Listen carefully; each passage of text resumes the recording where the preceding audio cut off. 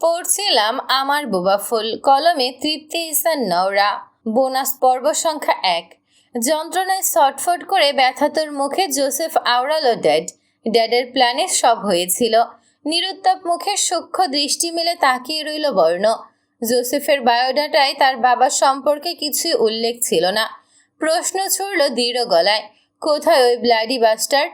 Joseph একটু জিরিয়ে নেয়, হাঁ করে ঘন ঘন প্রলম্বিত শ্বাস ছেড়ে ক্ষীণ আওয়াজে বলে, হি পাস্ট অ্যাওয়ে।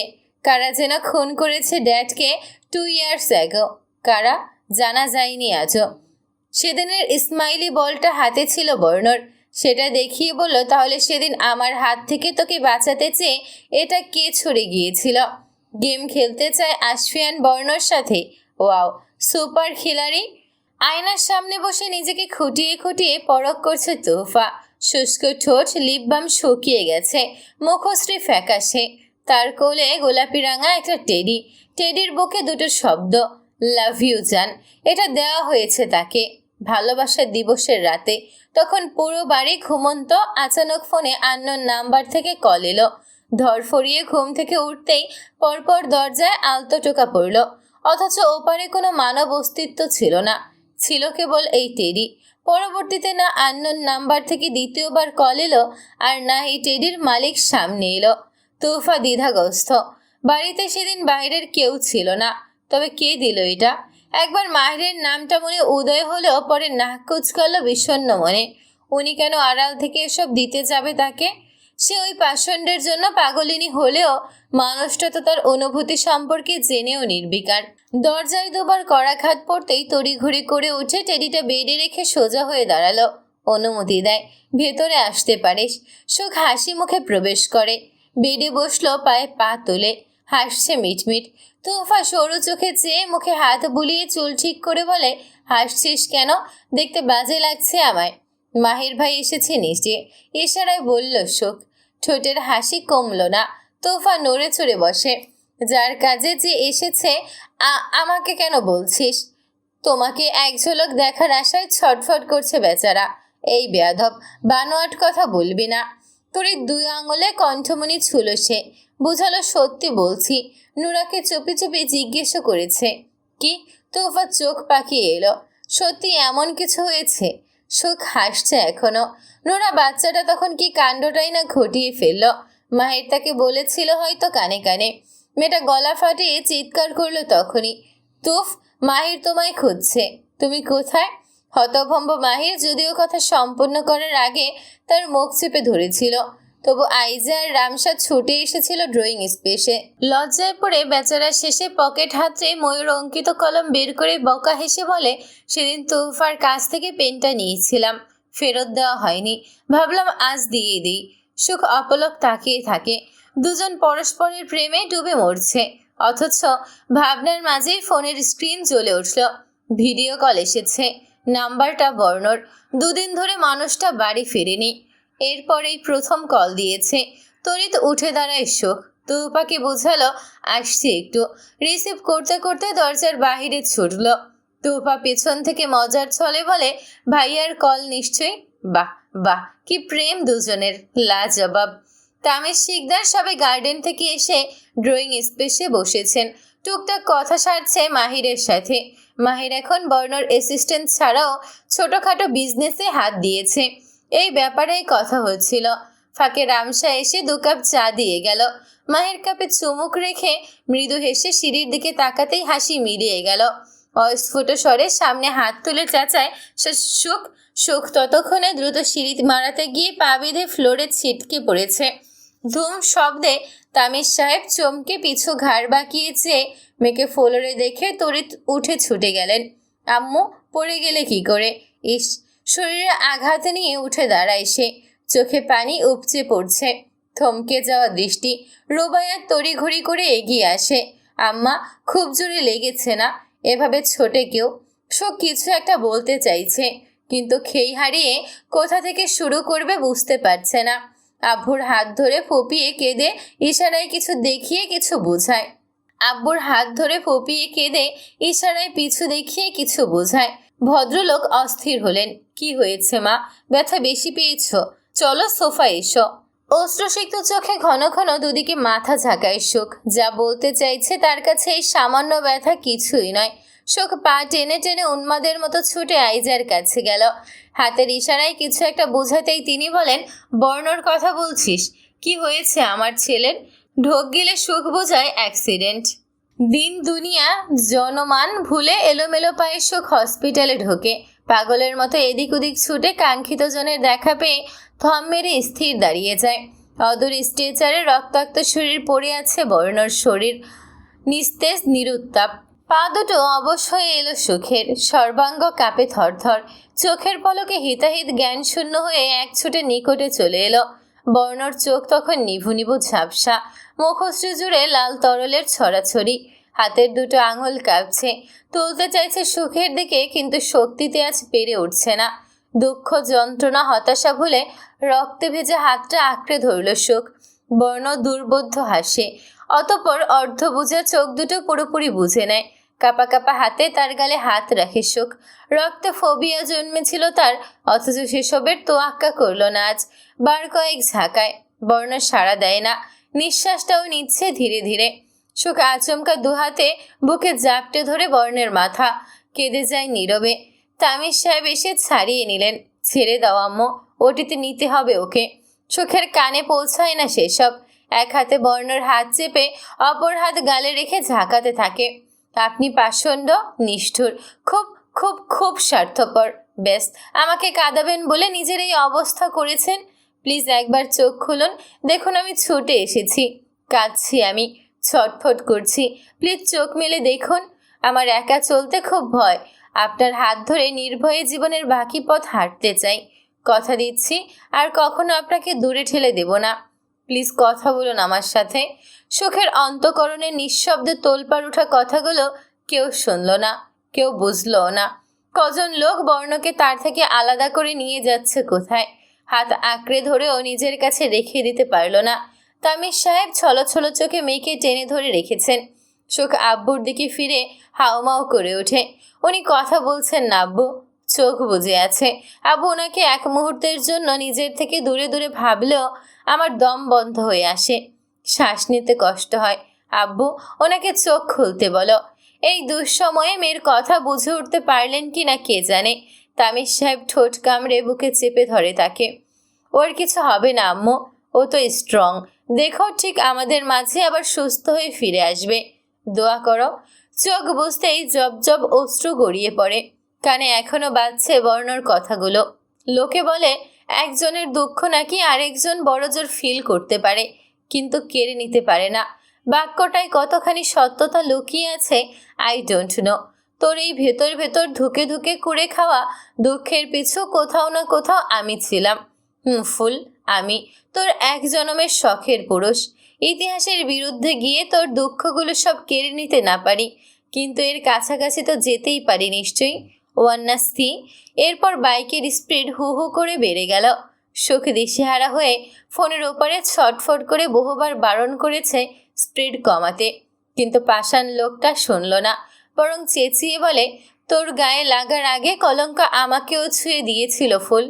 কলঙ্ক নামের সামান্য কীটগুলোর বেহায়াপনা আশফিয়ান বর্ণর তোরাই কেয়ার করে না বলে আফসোস করে। ভেঙে পড়ো, এসব নীতি তার নেই। তোর আর আমার মাঝে এটাই পার্থক্য বাকি থাকবে আজ। এই বোবা ফুল, শোন, তোর শখের পুরুষ ক্ষমতাসীন হলে কোনো এক জাদু বলে শরীর থেকে ওই কীটদের ছোঁয়া লাগা অঙ্গের চামড়াগুলো চিরদিনের জন্য উপড়ে দিত। কিন্তু আফসোস, এই ক্ষমতার সৃষ্টিকর্তা তাকে দেয়নি। পরকালে তোর সাথে একত্রে বসত করার ভাগ্য মিললে এই ক্ষমতা অবশ্যই চেয়ে নেব খোদার কাছে। স্মৃতি হারালে মানুষ যেমন ফেলে আসা অতীত ভুলে যায়, তেমনি সেদিনের ওই মুহূর্তগুলো দুঃস্বপ্ন ভেবে মেমোরি থেকে ডিলিট করে দে ফুল। যদি বেঁচে ফিরি, যদি এই নিয়ে তোর ভেতরে কিংবা বাহিরে কোনো যন্ত্রণার ছাপ দেখি, আই সয়ার, প্রতিনিয়ত আর নিজের মৃত্যু কামনা করতে হবে না। আমি নিজেই তোকে খুন করব। Got it? তারপর ভয়ানক একটা আওয়াজের ধাক্কা। ফোনের স্ক্রিনের ওপারে দৃশ্য এলোমেলো ঘোলাটে হয়ে গেল পরপর। রক্ত ছিটকে এসে ক্যামেরা ছাপিয়ে দিল। ভাবতেই শ্বাস প্রশ্বাস দ্রুত হয় সুখের। নিভু নিভু চোখ দুটো আস্তে করে বুঝে আচমকা নিস্তেজ হয়ে ঢলে পড়ল। সুখকে পাশের কেবিনে রাখা হয়। স্যালাইন চলছে তার। শরীর দুর্বলতা উপরন্ত মানসিক চাপে জ্ঞান হারিয়েছে। বাহিরে জিসান আর তামিম দাঁড়িয়ে। সাইমাকেও দেখতে পেল রুবাইয়াত। মূলত অ্যাক্সিডেন্টটা তার স্কুলের সামনেই ঘটেছে। এক কান থেকে দোকান যেতে যেতে তার কাছেও কিভাবে যেন বর্ণর খবরটি পৌঁছে গেছে। তাই তখনই ছুটে এসেছে। আইজা কাঁদতে কাঁদতে জ্ঞান হারানোর জোগাড়। রুবাইয়াত কাকে সামলাবে কুল পায় না। একবার ছুটে সুখের কাছে যাচ্ছে তো একবার আইজার কাছে। বাড়ির আয়ের কেউ আপাতত আসেনি। আজাদ সাহেব ঢাকায় আছেন। ফেলার অ্যাক্সিডেন্টের খবর পেয়ে তিনি সেখানে অস্থির। তামির সাহেব জানিয়েছেন এই হসপিটালে জবাব দিয়ে দিলে হয়তো বর্ণকে চিকিৎসার জন্য ওখানে নিয়ে যেতে হতে পারে। তাই তিনি এখনো ফিরছেন না জেলায়। জেসি অনেকক্ষণ ধরে ভাইয়াকে ট্রাই করছে, কিন্তু ফোন তুলছে না। ভাইয়া যতই ব্যস্ত থাকুক কখনোই তার কল ইগনোর করে না। তবে কোনো সমস্যা হলো নাকি, চিন্তায় মাথা ফেটে যাওয়ার জো। ভাইয়ার সে ছাড়া কে নেই, সুতরাং তার সব চিন্তা জেসিকেই করতে হয়। আরও একবার কল দিল, এরপর আরও একবার। ফোন সাইলেন্ট ছিল জিসানের। কি মনে করে পকেট হাতড়ে ফোন হাতে নিতেই জেসির কল প্রবেশ করে। রিসিভ করতে কানে তুলতেই মেয়েটা অস্থির গলায় একের পর এক প্রশ্ন ছুড়ে দিল। ভাইয়া, তুমি ঠিক আছো? কোনো সমস্যা হয়েছে? ফোন তুলতে এতক্ষণ সময় লাগে? জান বেরিয়ে যাচ্ছিল আমার। কোথায় আছো তুমি? জিসান ধীরে ধীরে এক একটা প্রশ্নের জবাব করে। আমি ঠিক আছি। ফোন সাইলেন্ট ছিল, আর এখন হসপিটালে আছি। আতকে ওঠে জেসি। হসপিটালে? কি হয়েছে তোমার? সত্যি সত্যি বলবে, মিথ্যে বললে খুব খারাপ হবে কিন্তু। মেহরাব সোফায় ছিল, ল্যাপটপে কিছু করছে। জেসির কথাগুলো অনিচ্ছা সত্ত্বেও তার কানে পৌঁছে যাচ্ছে। মেয়েটা কথা বলছে এত জোরে জোরেই, তার মধ্যে হসপিটালের নাম শুনে চোখ তুলল নীরবে। জিসান দীর্ঘশ্বাস ফেলে বর্ণর অ্যাক্সিডেন্টের সংবাদ জানাতেই জেসি উতলা হয়। কি বললে? আমার হিরোর অ্যাক্সিডেন্ট হয়েছে? কখন? কিভাবে? আমি যাব তাকে দেখতে। তুমি আমাকে নিয়ে যাও ভাইয়া। বনু জিভে ঠোঁট ভিজিয়ে নেয় জিসান। কি বলবে খুঁজে পায় না। কিভাবে বুঝাবে? যেই মুহূর্তে বিয়ের জন্য কবুল পড়েছে ওই মুহূর্ত থেকে বোনের উপর তার সকল অধিকার ঢিলে হয়ে পড়েছে আপনা আপনি। এটাই জগৎ সংসারের রীতি। চাইলে আগের মতো যখন যেখানে খুশি নিয়ে কিংবা দিয়ে আসতে পারবে না।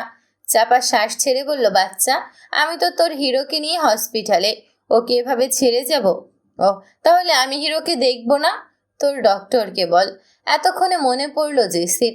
খানিক আগে প্রায় ভুলেই বসেছিল সে কোথায় আছে, তার অবস্থানই বা কোথায়। কল কেটে দ্রুত বেড থেকে নেমে মেহরাবের কাছে চলে এলো। তার জলে চিকচিক করা চোখ দুটো নজর এড়ালো না মেহরাবের। জেসি কাঁদো কাঁদো গলায় অনুরোধ করে, প্লিজ আমায় হসপিটালে নিয়ে চলুন। আমার হিরো অ্যাক্সিডেন্ট করেছে। ভাইয়া বলল সিচুয়েশন ক্রিটিক্যাল। হিরো? বর্ণ ভাইয়ার কথা বলছি। অনুরোধ ফেলতে পারেনি মেহরাব। জেসি কাঁদছিল ভীষণ, তাই পরদিনই রংপুর শহরের উদ্দেশ্যে রওনা দেয় দুজন। হসপিটালে নিস্তেজ মনমরা শোককে রুবায়েতের কোলে মাথা রেখে কাঁদতে দেখে মেহরাব চোখ সরিয়ে আনে। অশ্রুগুলো নিশ্চয়ই রকস্টারকে হারানোর ভয়ে। এত সবের মাঝে দূর থেকে জ্ঞানহীন বর্ণকে দেখে জেসিকে কাঁদতে দেখে বুকের কোথাও জ্বলনি অনুভব করে। একটা চাপা ঈর্ষা আবিষ্কার করলো নিজের মনোভাবে। যাকে ভালোবেসে আপন করতে চেয়েছিল তাকে কেড়ে নিল ওই রকস্টার। অতঃপর যার সাথে তাকে জোরপূর্বক বেঁধে দিল তাকেও আগে থেকে হাত করে রেখেছে। বাহ, দেখো বেয়াদব মেয়েটা কেমন প্যাচ প্যাচ করে কাঁদছে ভাইয়াকে জড়িয়ে। কার জন্য? কার মায়ায়? কোন সম্পর্কে? প্রায় 7 দিন কোমায় ছিল বর্ণ। এই 7টা দিন হসপিটাল থেকে শোককে টলাতে পারেনি কেউ। যতক্ষণ সজ্ঞানে ছিল ক্ষীণ দুর্বল শরীরে নির্ঘুম দিনরাত কাটিয়ে দিয়েছে কেভিনে। মাঝে দুবার জ্ঞানও হারিয়েছে। বর্ণর কাছে যেতে নিষেধ ছিল ডক্টরের। ব্যাস, দূর থেকে দিনে একবার বা দুবার দেখার সুযোগ পেত। বর্ণর জ্ঞান ফিরেছে আজ। কেভিনের শিফট। ঘুমের ইঞ্জেকশন পুশ করা হয়েছে ঘণ্টাখানেক আগে। নীরবে কক্ষে প্রবেশ করে শোক। বর্ণর বুকে, বাহুতে, কপালে, চোয়ালের নিচে ব্যান্ডেজ। ডান হাতটা ভেঙেছে। পায়ে আঁচড় লেগে ছিলে গেছে। মাথায় জখম বেশি হয়েছে। ঢোক গিলে সে পাশে বসল। ক্ষণকাল এক দৃষ্টে ঘুমন্ত মুখশ্রীটা চেয়ে দেখতে দেখতে নীরবে মাথা রাখলো ব্যান্ডেজ যুক্ত বুকে। এতে লোকটার ব্যথা লাগলে লাগুক। স্বেচ্ছায় মরতে যেতে যার বুক কাঁপে না, এই সামান্য ব্যথায় তার কাছে কিছুই না। সুখ আস্তে করে চোখ বুজে বর্ণকে আলতো হাতে জাপটে ধরে। অনেকদিন মস্তিষ্কের কথায় সায় দিয়ে নিজেকে কষ্ট দিয়েছে, অনুভূতি আবেগ সামলে রেখেছে। আজ থেকে শুধু মনের কথাই শুনবে, সমাজের কথা আর ভাববে না। 10 জনে কি বলবে কি বলল তাতে আর কান দেবে না। এই মানুষটি পাশে থাকলে আজ থেকে সব কলঙ্ক বরণ করে নিতে রাজি। খানিক পর চোখে অন্ধকার তলিয়ে এলো সুখের। বহুদিনের ক্লান্তি নির্ঘুমের অবসান ঘটিয়ে আজ স্বেচ্ছায় ঘুম ধরা দিয়েছে চোখে। এই ঘুম স্বস্তির, প্রশান্তির। পিট চোখ খুলে অদৃশ্য চেয়ে থাকে অল্পক্ষণ। এরপর কিছু মনে পড়তেই হতভম্ব চোখে ঘাড় ঘুরিয়ে উপরে তাকালো সুখ। বর্ণ চোখ খুলে তার দিকেই চেয়ে আছে এক দৃষ্টে। শ্বাস আটকে এলো অচরেই। সুখ ছিটকে দূরে সরে এলো, বেড থেকে নেমে নিচে দাঁড়ায়। মাথা ঘুরিয়ে পড়ে যেতে গিয়েও সামলে নেয়। সদ্য ঘুম থেকে ওঠা ফুলকো চোখ দুটোতে ডার্ক সার্কেল, এলোমেলো খোলা চুল, ওড়নাটা অবহেলায় গলায় ঝুলে আছে। বর্ণ তপ্ত শ্বাস ছেড়ে মুখ ঘুরিয়ে নিল অন্যত্র, যেন সে ছাড়া কক্ষে কেউ নেই। সুখের কান্না পেল তাতে, অভিমান হলো। কিন্তু মানুষটাও তো নিশ্চয়ই অভিমানেই মুখ ঘুরিয়ে নিয়েছে। সেদিন দেহ ভোগ ইত্যাদি ইত্যাদি বলে কিসব কথা বুঝিয়ে দিয়েছিল না? সেও কি এসব ইচ্ছে করে করেছে? ভেবেছিল ওগুলো বললে লোকটা দুঃখ পেয়ে তাকে ছেড়ে দেবে, তার জন্য পাগলামি ছেড়ে দেবে, বিচ্ছেদে রাজি হয়ে যাবে। তারপর সে রোজ যেই কল্পনায়কে যন্ত্রণা কাতর হয়, সেই কল্পনাটি ভবিষ্যতে কখনো সত্যি হবে না। এতে লোকটা মুক্তি পাবে। ধীরে সংকুচিত মনে মাথা তুলল সুখ। এখন শখের পুরুষের মান কিভাবে ভাঙবে? ফ্লোরে পা ঘষে কচ্ছপের গতিতে পিলপিল পায়ে এগিয়ে যায় সে। লজ্জায় জড়তায় অদ্ভুত অনুভূতিতে দেহের ভেতর বাহির কাঁপছে সেভাবেই, যেভাবে লোকটার সন্নিকটে গেলে প্রতিবার কম্পিত হয়। বর্ণ তখনও মুখ অন্যত্র ঘুরিয়ে রেখেছে। শোক ঝোঁক গিলল। একটা দুঃসাহসিক কাজ করার মনে স্থির করে জানে না কতটুকু সফল হবে।